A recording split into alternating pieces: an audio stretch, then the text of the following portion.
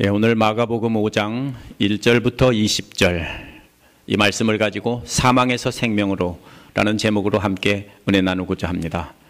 오늘 마가복음에 나오는 이야기는 두 번째 기적 이야기입니다. 첫 번째 기적은 풍랑을 잔잔케 하신 것입니다. 예수님은 자연 만물까지 다스리는 그런 능력의 하나님이시라 하는 뜻입니다. 첫 번째 기적은 마가복음 4장 41절에서 그가 누구이기에? 라는 제자들의 질문으로 끝이 났습니다. 이제 5장 1절에서 20절은 그 질문에 대한 대답입니다. 누구이기에 바람과 바다도 복종시키는가? 그 답이 오늘 말씀에 나옵니다. 직접적인 답은 나오지 않습니다. 그러나 마가는 대답 대신에 직접적인 답도 나옵니다. 마가는 대답 대신에 예수님의 또 다른 능력을 증거함으로써 답을 주고 있습니다. 예수님은 악한 영들에게 사로잡힌 자에게서 악한 영들을 쫓아내 주시고 새로운 생명을 주시는 분이라는 겁니다. 예수께서 두 번째로 보여주신 이 기적 이야기를 통해서 예수님은 오늘 우리에게 어떤 분인지 자세히 알아보는 시간을 갖겠습니다. 첫 번째로는 귀신 들린 자와의 만남이 1절부터 5절 사이에 나타나 있습니다. 5장 1절을 보면 그날 예수님의 일행은 바다를 건너 다음 날 바다 건너편에 도착했습니다. 그곳은 거라사 사람들의 지역이라고 했습니다. 원래는 2시간 정도면 건너갈 수 있는 거리입니다. 멀지 않습니다. 보입니다. 그런데 풍랑으로 인해 밤새도록 떠다녔다는 얘기입니다. 제자들은 바다에서 잔뼈가 굵은 사람들이기 때문에 자신들이 해결해 보려고 애를 썼을 겁니다. 그러다가 죽게 될 위기에 처하자 예수님에게 도움을 청한 것입니다. 그리고 예수님의 도움으로 살아났습니다. 참 기나긴 밤이었을 겁니다. 이런 경험이 있는 사람들만이 아실 수 있습니다. 배가 건너편 육지에 도착했을 때 제자들 마음이 어떻겠습니까? 이제는 살았다. 안도의 한숨을 쉬었고 감격의 눈물을 흘렸을 것입니다. 오늘 본문에서 제자들은 1절에서 건너편에 상륙할 때만 등장하고 곧 사라져버립니다. 하지만 제자들은 완전히 없어진 것이 아니라 마치 수술에 들어가는 담당 의사와 함께 수술실에 들어가는 인턴들과도 같은 것입니다. 뒤에 서서 뭡니까? 지켜보는 사람들입니다. 주인공은 누구냐면요. 지금 바로 예수님 뒤에서 지켜보는 본문에 나오지 않는 바로 제자들입니다. 그래서 오늘 본문의 기적도 제자들에게 보여주기 위한 것입니다. 그렇기 때문에 오늘 본문에 보이지 않는 주인공인 제자들에 주목하면서 이 말씀을 읽어야 합니다. 거라사는 데카폴리스 지역의 중심되는 도시로서 해변에서 약 30마일 떨어진 곳입니다. 그래서 사람들은 거라사가 아니다. 말도 안 된다. 어떻게 30마일을 뛰어오냐. 말이 안 된다라고 합니다. 하지만 마가는 거라사라고 한 적이 없습니다. 거라사 사람들의 지역이라 하는 말로 썼습니다.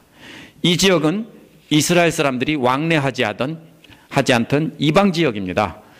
근데 그 중에서 10개의 도시가 있는데요. 그 중에서 거라사라는 도시가 가장 널리 알려진 큰 도시입니다. 이스라엘 사람들에게는 정확한 위치가 중요하지 않습니다. 그리고 가지도 않습니다. 그러면 이 이야기는 이스라엘 사람들에게 원래 뭡니까? 증거되고 이스라엘 사람들이 말하던 겁니다. 마가복음은 이방인들에게 전하기 위해 썼다고 하지만 실제로 그것을 증거한 사람은 이스라엘 사람들이 목격하고 이스라엘 사람들이 가르친 것입니다. 그러면 이 사람들에게는 자세한 지명을 이야기해줘도 별 의미가 없습니다. 저 건너편 그냥 자기들이 안 가는 땅, 이방인들이 사는 땅인데 거기에서 거라사라는 지역이 있는 그 근방의 땅이다. 이런 뜻입니다. 그래서 거라사 사람들의 지역이다. 이렇게 말한 것이지 성경이 틀렸다라는 것이 아닙니다. 예수께서 바다 건너편 이방인 지역에 도착했습니다. 배에서 내리자마자 더러운 영에 사로잡힌 한 사람을 만났습니다. 이 사람이 무덤 사이에서 나왔습니다. 이 사람은 무덤 사이에서 살고 있었기 때문입니다. 무덤 사이에 살고 있다는 것은 더러운 귀신에 사로잡혀 미친 사람이라는 것입니다. 유대인들은 이 말을 듣는 순간 금방 알아챕니다. 이 사람이 잠시 무덤 사이에 머물러 있는 사람들이 아닙니다. 한국 사람들은 무덤이 그렇게 무서운 곳이라고 하지 않고 무덤에 뭡니까? 묘마당에 놀러도 가기도 하고 뭐 이런 곳이죠.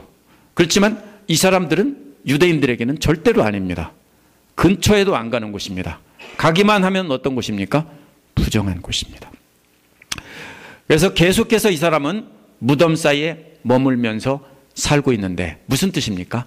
하나님 앞에 나갈 수 없는 부정한 사람이다, 이런 뜻입니다. 이어서 이 사람의 비참한 상태를 구체적으로 설명하고 있습니다. 3절 뒷부분에 이제는 아무도 그를 쇠사슬로 묶어둘 수 없었다라고 말합니다. 이 부분에 부정어가 3번 나오는데 그게 살짝 감춰져 있습니다. 이제는 이라는 말도 부정어입니다. 영어로 no longer라는 말입니다. 부정어인데 전에는 묶어둘 수 있었다는 것입니다. 그런데 이제는 너무 강해져서 더 이상 아무도 묶어둘 사람이 없었다라는 뜻입니다. 무슨 뜻입니까? 이 사람은 처음보다 점점 더 강해져서, 아마 귀신들이 점점 더 많이 들어간 것 같아요. 점점 강해져서 이제는 이 사람을 통제할 수 있는 사람은 아무도 없게 되었다, 이런 뜻입니다. 4절에는 과거에 이 사람을 묶어두었던 도구가 나옵니다. 묶어두었던 도구는 2가지입니다. 하나는 쇠고랑인데 발에 묶어두는 고랑이라는 뜻입니다. 발을 묶어두는 도구입니다. 2번째는 쇠사슬인데 이것은 팔을 묶었던 도구입니다. 그냥 비슷한 말을 반복해 놓은 말이 아닙니다. 이 사람을 묶을 때는 발을 먼저 묶었던 것 같습니다. 보통 그렇게 하죠. 어떻게 합니까? 발에다 끈이 나왔던 것을 던져가지고서 발을 묶어서 넘어뜨린 다음에 어떻게 이제 손도 묶고 했을 겁니다. 그래서 발이 먼저 나옵니다. 발을 먼저 묶고 완전히 묶고 나서 팔도 완전히 묶어 놓았다는 겁니다. 그런데 끊어버릴 때는 순서가 바뀌었어요. 뭐가 먼저 나옵니까? 쇠사슬을 먼저 끊었는데 팔을 묶었던 쇠사슬을 그냥 끊었다는 뜻인데 이것은 옷을 찢었다는 말과 똑같은 말이에요. 옷을 찢듯 쇠사슬을 그냥 쫙 찢어버렸다는 뜻입니다. 70인역 구약성서의 사사기 16장 12절에 보면 삼손이 쇠밧줄을 끊어버렸다 할 때도 똑같은 말을 썼어요. 옷을 찢듯 삼손도 쇠밧줄을 후두둑 끊어버렸는데 이 사람도 똑같이 그렇게 했다는 것입니다. 그 다음에는 발에 매인 쇠고랑을 손으로 돌 같은 것을 써서 찍어 부쉈다는 거예요. 이것은 찢었다는 게 아니라 부셔버렸다는 겁니다. 그래서 이 사람이 쇠고랑을 부수고 있는 차례가 나오고 이 사람이 무슨 뜻입니까? 가장 강한 존재가 되었다는 것입니다. 아무도 통제가 불가능했다. 이어서 이 사람이 어떻게 행동하는지 5절부터 나와 있습니다. 먼저 시간이 나오는데 밤낮이라고 했는데 모든 밤 모든 낮이란 뜻인데요. 항상 그렇게 했다는 것입니다.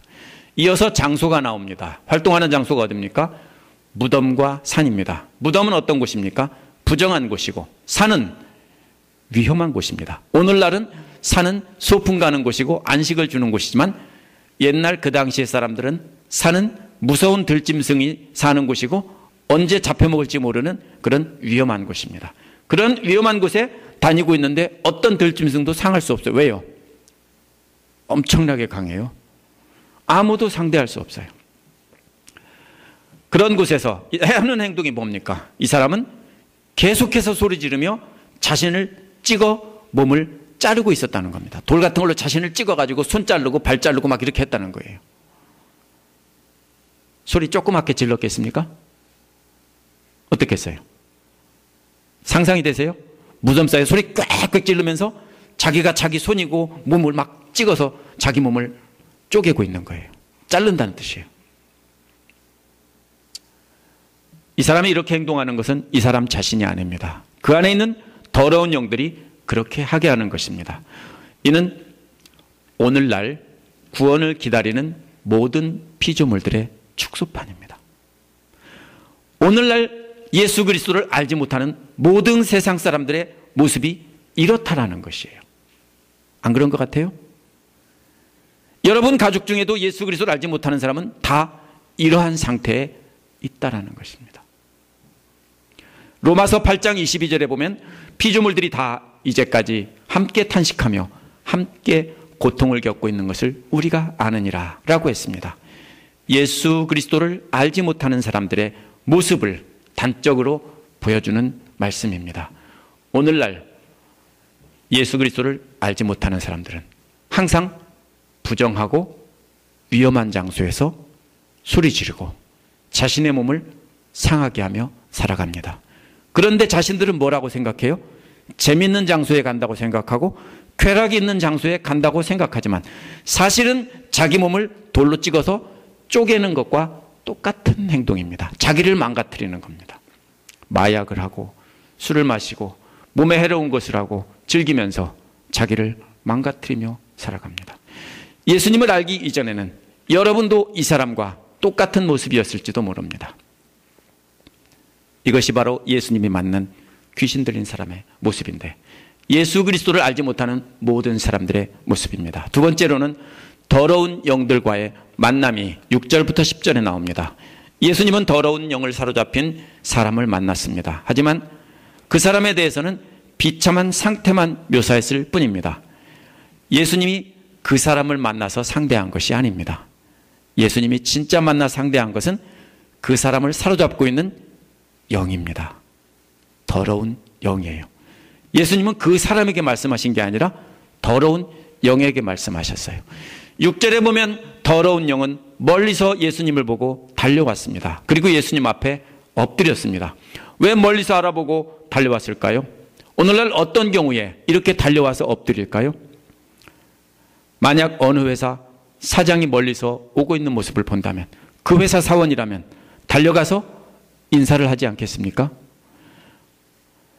큰 힘을 가진 사람을 알아본다면 그 힘의 영향을 받는 사람은 누구든지 달려가서 인사를 할 것입니다. 이 사람을 사로잡고 있던 더러운 영은 아무도 대적할 수 없을 만큼 강한 존재였습니다. 하지만 예수님이 말할 수 없이 큰 힘을 가진 존재라는 것을 알아보았기 때문에 그래서 이 사람은 달려와서 한없이 비굴하게 행동한 것입니다. 힘 있는 사람에게 달려가 인사할 때는 진짜 존경심을 가지고 인사하는 것이 아닙니다. 그럴 수도 있지만 왜 엎드립니까? 그 힘이 두려워서 엎드립니다. 그 사람에게 잘못 보이면 우리 뭐라고 그래요? 보통 찍힌다고 그러죠? 그러면 어떻게 돼요? 해를 입기 때문에 존경하는 것처럼 행동할 뿐입니다. 이 더러운 귀신 역시 예수님을 진짜로 경외하며 경배하는 것이 아닙니다. 조금이라도 피해를 덜 입고자 예수님 앞에 알아서 엎드려 기는 것입니다. 7절에 이 더러운 영이 큰 소리로 말했습니다. 그 외침은 원문에서는 당신과 나 사이에 무슨 상관이 있습니까? 이런 말입니다. 이어서 예수님이 더없이 높으신 하나님의 아들입니다. 이렇게 부릅니다. 무슨 말이냐면요. 가장 높은 신이 있는데 그 가장 높은 신의 아들입니다. 이렇게 부르는 겁니다. 많은 신을 믿던 이방인들이 쓰던 말입니다. 모든 신 중에 최고의 신이 있는데 그 신의 아들이 바로 당신입니다. 이렇게 말하고 있는 겁니다.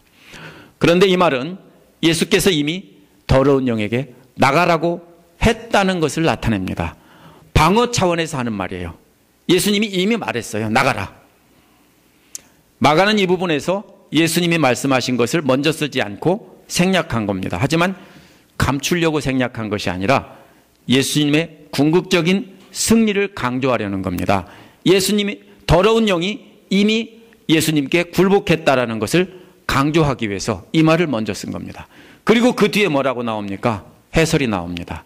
이미 예수님께서 승리하셨기에 더러운 영은 하나님을 두고 애원하니 제발 자신을 괴롭히지 말라고 사정한 것입니다. 이 더러운 영은 이미 완전히 포기한 상태입니다. 3장 27절에 나온 강한 자의 비유처럼 완전히 결박된 상태입니다. 더러운 영이 가장 높은 신의 아들 이렇게 말은 이 칭호는 사실은 하나님의 아들이 아니라 가장 높으신 신의 아들 이런 뜻입니다. 4장 41절에서 제자들이 누구시기에 바람과 바다도 순종하는고? 라는 질문에 대한 대답입니다.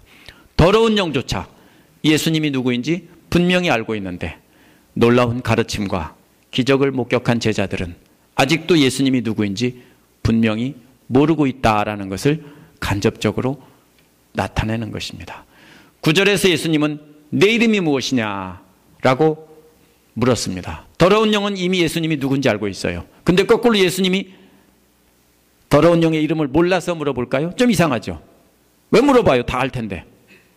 더러운 영도 예수님을 아는데 먼저 아는 사람이 강한 자예요. 그렇죠? 상대방이 누구인지 전략이 뭔지 다 아는 사람이 강한 자인데 여기서는 거꾸로 더러운 영은 예수님을 알아보는데 예수님은 더러운 영을 몰라보고 네 이름이 뭐냐 이렇게 물어봅니다. 몰라서 물은 게 아니에요. 예수님이 이미 다 알고 계셨습니다. 예수님은 지금 집도하고 있는 수술 담당 의사와 같습니다. 뒤에 누가 있습니까? 지켜보는 인턴들과 같은 제자들이 있는데 제자들에게 들으라는 것입니다. 제자들에게 들으려면 예수님만 알고 그냥 휙 넘어가고 치료하면 안 되지 않습니까? 그래서 내 이름이 무엇이냐 하고 제자들에게 들으라고 질문하신 것입니다. 그런데 예수님의 질문과 더러운 영의 대답 사이에는 모두 동사가 생략되어 있어요. 원어를 글자 그대로 번역하면 이런 말입니다. 내 이름은, 그리고 더러운 영은 내 이름은 군대. 원어에는 이렇게 돼 있어요. 왜 이렇게 됐냐면요, 부드럽게 말한 것이 아니라 아주 강하게 귀신을 쫓아내는 사람으로서 강하게 질문했다는 뜻이고, 바로 동사를 넣어서 말하면 아무리 강하게 말하려고 해도 강하게 되지 않아요. 내 이름이 무엇이냐 아무리 해보세요. 안 되죠. 내 이름은 하면은 내 이름은 군대. 이렇게 대답한 거예요. 예수님도 짧고 강하게 질문을 했고 더러운 영도 역시 짧고 강하게 대답을 했습니다. 군대라고 번역된 말은 그리스어로 레기온이라는 말인데요, 영어로는 리전이라고 발음하는 단어입니다. 이게 6,000명의 로마 군단인데요, 200명의 기병과 5,800명의 보병으로 구성된 로마 군단 이름입니다. 이름이 군대라는 이유는 숫자가 많기 때문이다라고 설명을 했습니다. 그런데 원어에서는 뭐라고 말하고 있냐면 많다 우리가 이렇게 되어 있습니다. 원래는 우리가 많다 이렇게 해야 되는데 뭐라고 되어 있습니까? 많다 우리가. 뭡니까? 뭘 강조하는 겁니까? 많다는 것을 강조하기 위해서 순서를 바꿔서 말했습니다. 따라서 리전이라는 이름이 핵심이 아닙니다. 숫자가 많다는 것이 핵심입니다. 더러운 영들이 마치 로마 군단만큼이나 많다 이런 뜻입니다. 실제 군단이라는 뜻이 아닙니다. 따라서 군대 귀신 들렸다라고 말하면 잘못 말하는 겁니다. 군대 귀신이 아니라 많은 귀신에 사로잡혔다 이렇게 해야 맞는 것입니다. 이 사람에게는 수많은 영들이 가득했습니다. 이 더러운 영들은 이제 쫓겨나기 일보 직전에 예수님께 간절히 부탁합니다. 그 부탁은 뭡니까? 자신들을 이 지역에서 쫓아내지 말아주십시오. 이 지역이 어디입니까? 이방인 지역인 거라사를 중심으로 데카폴리스 10개의 도시들이 있는 이방인 지역 전체를 말하는 것입니다. 11절에는 돼지떼들이 등장합니다. 그런데 수많은 돼지떼가 갑자기 나타난 것이 아니에요. 전부터 있었어요. 전부터 산기슭에 방목되고 있었는데 관심을 두고 있지 않다가 이제 눈에 들어오기 시작한 겁니다. 이 돼지떼는 그 지역이 전체가 이방 지역이고 부정한 지역이다라는 것을 나타냅니다. 예수님 당시 이방 사람들은 돼지를 길러서 잡아먹었습니다. 뿐만 아니라 돼지를 잡아서 자신들을 섬기던 신들에게 제사를 드렸습니다. 희생제사를 드렸습니다. 무덤은 부분적으로 부정한 지역이라는 걸 나타내지만 돼지떼는 그 존재 자체가, 그 지역 전체가 다 부정한 존재다 이걸 나타냅니다. 12절에서 군대라고 대답한 더러운 영들은 자신들이 그 돼지떼에 들어가게 해달라고 간청을 합니다. 이는 10절에서 이 지역에서 떠나지 않게 해달라는 부탁과 연결해서 생각해야 돼요. 돼지떼들에게 들어가면 그 이방 지역에서 계속 머물게 될 것이기 때문에 그렇게 해달라고 한 것이고, 예수님은 들어가라고 했습니다. 더러운 영들은 그 사람에게서 나와서 돼지떼들에게 들어갔습니다. 자신들이 소원이 이루어졌다고 돼지떼들은, 더러운 영들은 아주 기뻐 휘바람을 불며 들어갔을 것입니다. 그러나 반전은 바로 그 다음에 나옵니다. 돼지떼들이 산비탈을 내리달아서 바다로 빠져들어갑니다. 더러운 영들은 돼지떼 속에 들어가서 그 지역에 머물러 있기를 바랐는데, 그러다가 기회가 되면 다시 다른 사람 속으로 들어가기를 원했는데 예수님께서는 허용치 않으시고 모두 바닷속으로 들어가게 하셨습니다. 더러운 영들이 돼지떼들과 함께 바다에 빠진 것입니다. 그 빠지는 모습은 한 번 빠지는 게 아니라 계속해서 한참 동안 흙먼지를 일으키며 우르르 비탈을 내려가서 계속 빠지는 모습입니다. 한참의 시간이 걸렸을 겁니다. 돼지떼 숫자가 2,000마리쯤 되었다라고 했습니다. 누가 세봤을까요? 우리 번역에서는 2,000마리라고 원래 되어 있는데 우리 번역에서는 그렇게 대략 그만큼 되었다 이렇게 했죠. 원래는 2,000이라는 숫자입니다. 근데 누가 세봤을까요? 이 숫자는 거기에서 예수님 뒤에 있던 제자들이 한 2,000마리쯤은 될 거다 이런 뜻입니다. 성경이 정확하지 않으냐 이런 말이 아니에요. 옛날 사람들에서 1,000이라는 숫자는 뭡니까? 많다라는 거예요. 그러면 1,000도 아니고 2,000이다 뭐예요? 아주 많다라는 뜻입니다. 정말 많은 돼지떼들이 있었다 이렇게 해석해야 됩니다. 한 생명을 구하는 값이 얼마입니까? 돼지떼 2,000마리. 한번 댁에 가서 계산해 보세요. 얼마쯤 되는지. 6,000명의 로마 군단만큼이나 많은 더러운 영들이 두려워 떨며 예수님 앞에 엎드렸습니다. 더러운 영들은 예수님을 더 높이 높으신 하나님의 아들이라고 불렀습니다. 이렇게 더러운 영들이 예수님이 누구신지 알아보고 복종해서 모두 물러났다는 것입니다. 이것이 지금까지 이야기입니다. 이것을 통해서 예수님은 모든 악하고 더러운 영들을 통제할 수 있는 분이라는 겁니다. 그런 분이 누구밖에 없습니까? 하나님. 앞에서는 바람과 바다까지 잔잔하게 하실 수 있는 분이 누구냐? 그분이 누구밖에 없어요? 하나님밖에 없어요. 근데 여기서는 모든 더러운 영들을, 수많은 영들을 다 통제할 수 있는 분, 한마디만 말하면 다 물러가는 분, 누구냐? 하나님. 예수님은 이 장면을 통해서 온 세상의 모든 더러운 영을 물리치는 권세가 있는 하나님이다. 하나님과 동등한 권세를 가진 분이다. 이렇게 주장하고 있습니다. 예수님은 더러운 영을 몰아냄으로써 그 사람을 정결하게 했을 뿐 아니라 돼지떼를 없앰으로써 그 지역까지 정결하게 하신 것입니다. 그래서 더러운 영과 부정한 돼지떼들을 완전히 제거하셔서 이제는 앞으로 그 지역 사람들이 예수를 믿게 되고 또 제자들이 그 지역에서 앞으로 사역하게 될 것이다 하는 길을 열어놓은 것입니다. 세 번째로는 사람들의 반응이 14절부터 20절까지 나옵니다. 흙먼지를 일으키며 바닷속으로 빠져들어가는 돼지떼들을 바라보고 있는 제자들을 한번 생각해 보십시오. 얼마나 놀랐을까요? 정말로 놀랐겠죠. 어떤 요즘 뭡니까? 아주 돈 많이 들여서 만든 그런 영화보다 더 아주 정말 장관이었을 겁니다. 하지만 목격자들은 제자들만이 아니에요. 누가 있습니까? 14절에 보면 돼지떼를 치던 사람들이 읍내와 시골로 달려가서 알렸다고 했습니다. 읍내는 인근 도시라는 뜻이고요.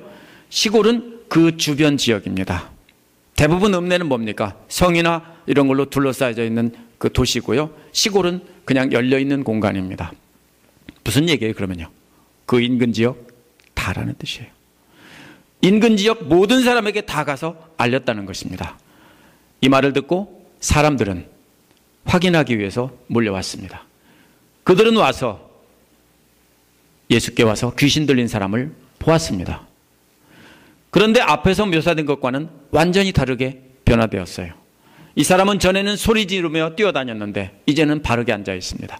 전에는 벌거벗고 있었는데 이제는 단정히 옷을 입고 있습니다. 전에는 정신이 나가 있었는데 이제는 제정신이 들어 있습니다. 몰려온 사람들은 이 모습을 보고 두려워했습니다. 16절에 보면 몰려온 사람들은 목격자를 통해서 이 귀신 들렸던 사람과 돼지떼에게 어떤 일이 일어났는지 설명을 다 들었습니다. 눈으로도 보고 귀로도 들었습니다. 그렇죠? 그럼 뭐 해야 돼요? 믿어야 돼요. 눈으로도 봤고 귀로도 들었어요. 증거가 분명하잖아요. 근데 저들은 뭐라고 했습니까? 예수님께 그 지방을 떠나주십시오. 10절에서 더러운 영들은 그 지방을 떠나지 않게 해달라고 했습니다. 그 지역을 계속 지배하게 해달라는 거예요. 그런데 그 지역 주민들은 거꾸로 그 영을 쫓아낸 예수님더러 떠나달라는 것입니다. 누구 편 들고 있어요? 더러운 영들의 편을 들고 있습니다. 지역 주민들은 계속 더러운 영의 지배를 받으며 살 터이니까 간섭하지 말고 제발 떠나라, 이런 말입니다. 그래서 17절에서 지역이라는 말은 앞과 달리 경계선이라는 뜻입니다. 이 경계선 밖으로 완전히 나가주십시오, 이런 말입니다. 저들은 재산상으로 큰 손실을 입었습니다. 뿐만 아니라 자신들이 신들에게 바칠 재물까지도 없어졌습니다. 저들의 눈에는 변화된 사람은 눈에 들어오지 않았습니다. 그까짓 한 생명 아무것도 아니에요. 오늘날도 마찬가지예요. 예수 그리스도를 알지 못하는 자들은 재산상의 손실이나 자신들의 이익에만 관심이 있을 뿐 한 생명이 죽든 살든 상관하지 않습니다. 심지어는 자신들이 악한 영의 지배를 받아 죽어가고 있는데도 그거는 관심 없고 지금 내가 잘 먹고 잘 살고 쾌락을 누리는 것만 관심을 두고 있습니다. 이것이 예수님의 사역에 대한 세상 사람들의 반응입니다. 떠나달라는 부탁을 받고 예수님이 배를 타고 그 지역을 떠나가고 있었습니다. 그래서 떠나려고 배를 타고 있었습니다. 그때 귀신 들렸던 사람이 예수님께 간구했습니다. 이 사람은 주민들과는 반대로 함께 있고 싶습니다. 그 말입니다. 함께 있게 해주십시오, 이 말입니다. 무슨 소리예요? 예수님과 함께 있으면서 배우고 싶다는 뜻입니다. 서로 다른 반응을 보인 사람들을 잘 생각해 볼 필요가 있습니다.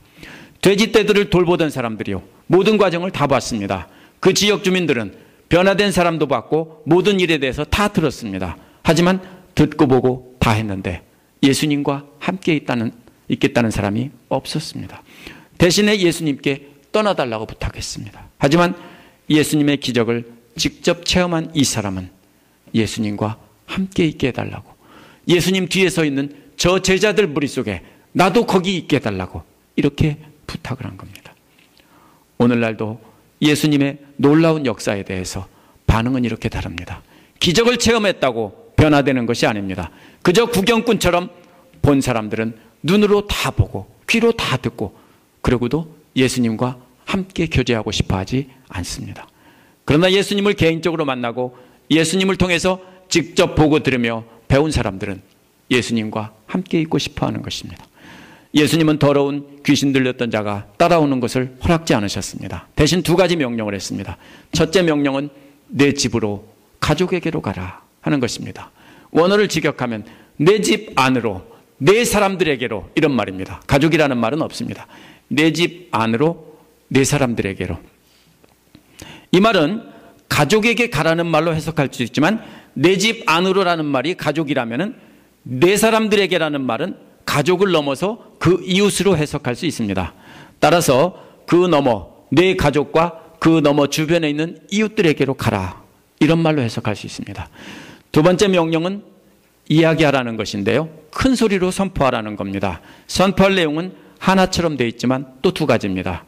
선포할 첫 번째 내용은 주님께서 너에게 어떻게 완전히 이루셨는지를 선포하는 겁니다. 세번역에서는 큰 은혜라고 했고 개역에서는 큰 일이라고 했지만 원어는 완전히 완성한 일이라는 뜻입니다. 원어의 문자적인 뜻은 완전히 완성한 일을 어떻게 하라고요? 선포하라고요. 뭐가 완전히 완성한 일입니까? 하나님께서 그 사람에게 귀신을 쫓아내주고 완전하게 완성했어요. 다시 귀신이 들어와요? 절대로 못 들어와요. 이렇게 완성하신 일을 선포하라는 것입니다. 두 번째는 주께서 이 사람을 불쌍히 여기신 것을 선포하라고 했습니다. 우리도 마찬가지입니다. 하나님께서 우리에게 완전히 완성하신 일, 여러분을 구원하신 일을 선포하라는 것입니다. 여러분이 선포할 때 성경 말씀 가지고 길고 장황하게 이야기하라는 것이 아닙니다. 하나님께서 여러분을 어떻게 구원하셨는지, 그것이 어떻게 완전히 이루어졌는지 여러분의 체험과 간증을 통해서 증거하라는 것입니다.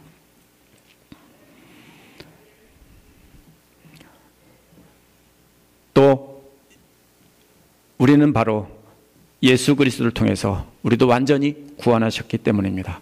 그러나 또 선포해야 되는 것은 우리를 불쌍히 여기셨다, 이것을 선포해야 됩니다. 우리가 무엇을 잘해서 완전히 구원을 이룬 것이 아니라 하나님께서 우리를 불쌍히 여겨주셨어요. 내가 잘한 거 아무것도 없어요. 하나님께서 나를 불쌍히 여겨주셔서 내가 이렇게 놀라운 은혜를 체험하고 이렇게 완전히 구원받았어요. 이것을 선포하라는 겁니다. 이것이 바로 여기에 나온 이 귀신 들린 자에게 내린 명령입니다. 하나님께서 너를 완전하게 구원하신 것을, 그런데 그것이 너를 불쌍히 여겨서 네가 뭘 잘해서가 아니고 그렇게 하셨다는 것을 선포하라는 겁니다. 우리도 선포할 것은 하나님이 나를 불쌍히 여기셨습니다. 이걸 선포해야 됩니다. 내가 잘해서가 아닙니다. 보통 치료받은 사람들 얘기는 여기서 끝납니다. 그런데 이거는 마치 영화 끝나고 자막이 올라가면서 그 뒤에 이야기가 나오는 것처럼 또 나옵니다. 20절에서 계속됩니다. 예수님은 집으로 가라고 했는데 20절에는 멀리 갔다라는 뜻입니다. 만약 집으로만 갔다면 멀리 갔다라는 표현을 쓰지 않습니다. 이 말은 멀리 떠나갔다라는 말입니다. 이 사람은 물론 먼저 집으로 갔을 것입니다. 집에서 가족들에게 증거했겠죠. 그러나 이 사람은 거기서 멈추지 않았습니다. 멀리 떠나갔습니다. 개역이나 개역개정은 단순히 가서 이렇게 했지만 이 말은 멀리 떠나가서 이런 말입니다. 이 사람은 분명히 집을 떠나 멀리 갔습니다. 이어서 뭐라고 했습니까? 데카폴리스 지역에서 선포하기 시작했다. 이 말은 멀리 떠나갔다는 뜻입니다. 자기 집을 떠나서 데카폴리스 모든 지역을 다니면서 돌아다니면서 선포하기 시작했다고 했습니다. 데카폴리스란, 데카란 10이라는 뜻입니다. 폴리스는 도시라는 뜻이고, 그래서 데카폴리스는 10개의 도시라는 뜻입니다. 이 사람은 10개의 도시가 있는 그 지역을 다 다니면서 선포하기 시작했습니다. 뭐를요? 완전히 구원하셨다. 그런데 나를 불쌍히 여기셔서 완전히 구원하셨다. 이것을 선포했습니다. 이 사람이 전한 내용은 예수께서 행하신 일입니다. 이 사람이 선포하는 내용을 듣고 사람들은 깜짝 놀랐다라고 했습니다. 오늘 말씀을 정리해 봅니다. 오늘날 예수 그리스도를 알지 못하는 사람들도 오늘 본문에 귀신 들린 사람과 똑같은 상태에 있습니다. 어떻게 합니까? 돌로 자기를 찍는 사람이에요. 계속해서. 여러분도 많이 찍으셨죠? 여러분 자신들이요. 계속 찍는 사람들이에요. 오늘날 강한 사람들은 물질이나 명예나 지식과 같은 자신의 힘을 의지하는 사람입니다. 이 사람도 뭘 의지했어요? 원래는 자기 안에 있는 귀신의 힘을 의지했는데, 오늘날 강한 사람들은 예수님이 아니고 하나님이 아니고 그런 것을 의지하는 사람입니다.